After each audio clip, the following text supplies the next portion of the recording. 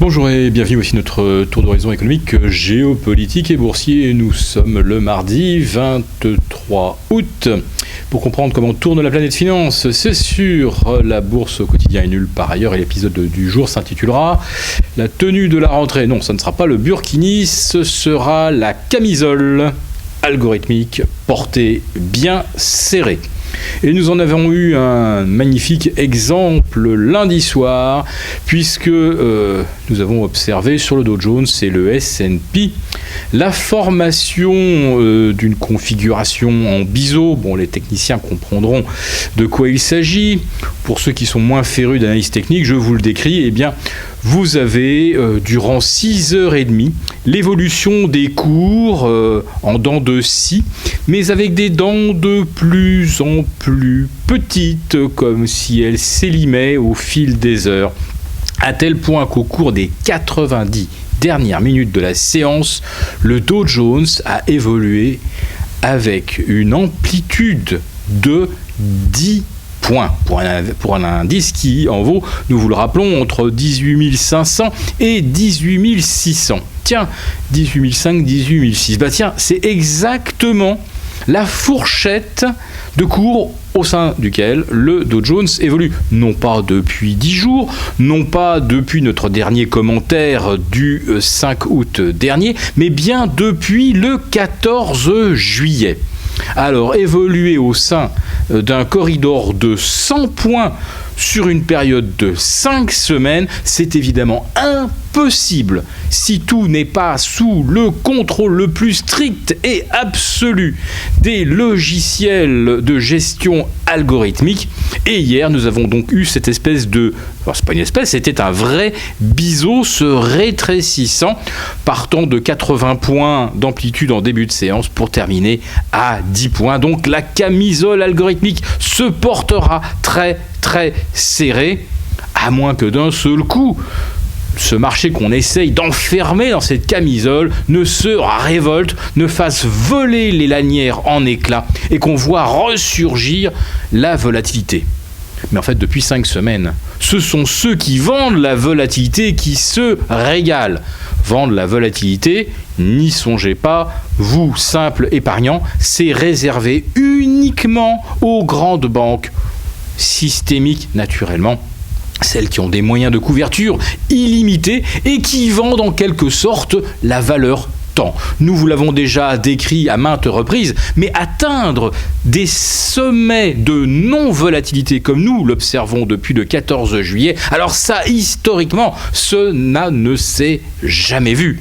D'ailleurs, un Dow Jones coincé dans une fourchette de 0,6 ou 0,7% d'amplitude durant 5 semaines. Même chose pour le S&P 500 entre 2170 et 2180. Cela est une figure qui n'existe, mais dans aucun livre d'analyse technique, même si on avait commencé à l'écrire en 1890. Donc oui, les robots sont là, les robots contrôlent tout, et on a même appris que lors du trou d'air du 24 juin dernier, eh bien, une petite firme japonaise, une firme de gestion, avait mis au point un logiciel de gestion, de trading, 100% autonome, où même le concepteur du programme s'interdisait d'intervenir et avait même mis au point une procédure qui bloquait toute tentative d'intervention sur la machine.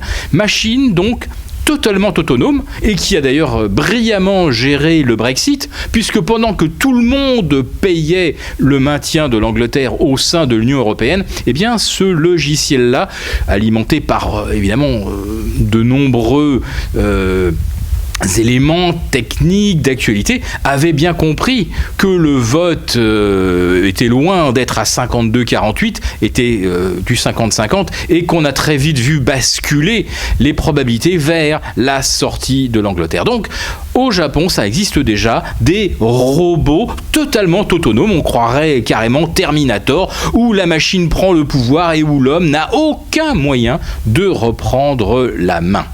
Alors maintenant, la main, eh bien, les banques centrales la maintiennent fermement, parce que Vous comprenez bien que le Dow Jones entre 18 500 et 18 600, le S&P entre 2170 et 2280, ou le CAC 40 entre 4350 et 4450, eh bien, ce sont les banques centrales qui font les prix au jour le jour.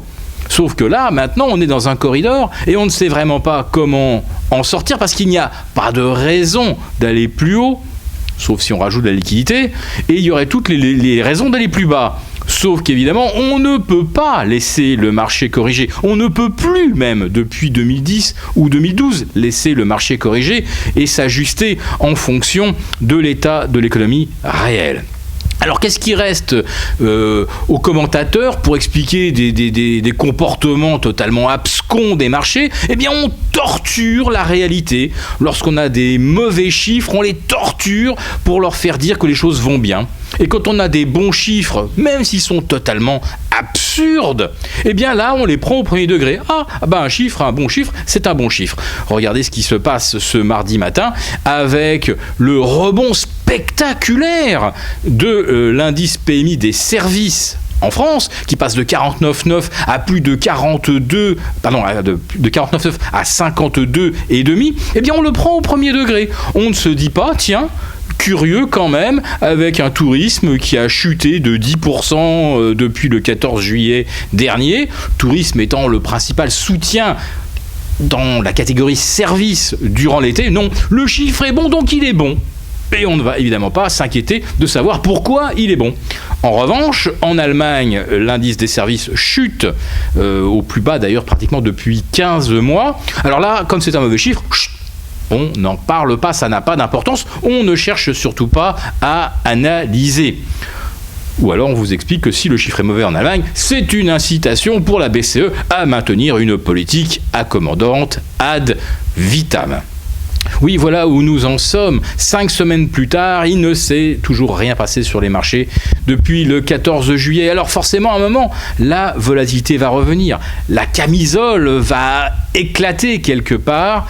Dans quel sens ? On sait que les banques centrales sont aujourd'hui les seuls acteurs sur le marché, mais jusqu'à quel point pourraient-elles ramasser tout le papier si d'un seul coup tous les opérateurs se disaient « Ah bah puisque les banques centrales payent, bingo, c'est le moment de sortir parce que les élections américaines sont incertaines, parce que la croissance chinoise s'éteint, parce que les déficits japonais sont abyssaux, parce qu'aux États-Unis, eh bien, la dette étudiante a passé la barre des 1000 milliards de dollars et même des 1200. Celle des cartes de crédit est également au-delà des 1200. Et quand nous vous parlons des cartes de crédit, là il s'agit du crédit revolving, le crédit qui aide à finir les fins de mois difficiles. Et là, le taux de défaut sur ces crédits-là augmente au fil des semaines et des mois dans le silence le plus total. Et évidemment, la Fed sait ce qui se passe profondément au niveau de ce crédit. Voilà, donc pour l'instant, nous ne pouvons pas vous dire que les marchés vont sortir par le haut ou par le bas, mais si jamais ça devait sortir par le bas, nous savons pourquoi.